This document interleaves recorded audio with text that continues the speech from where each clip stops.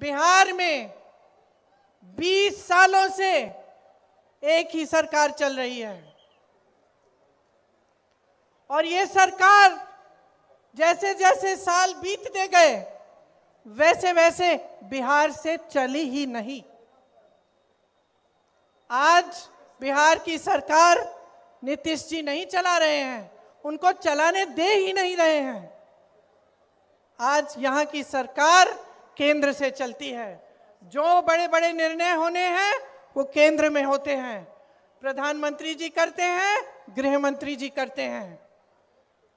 आज बिहार में बिहार के अपने मुख्यमंत्री का भी सम्मान नहीं है।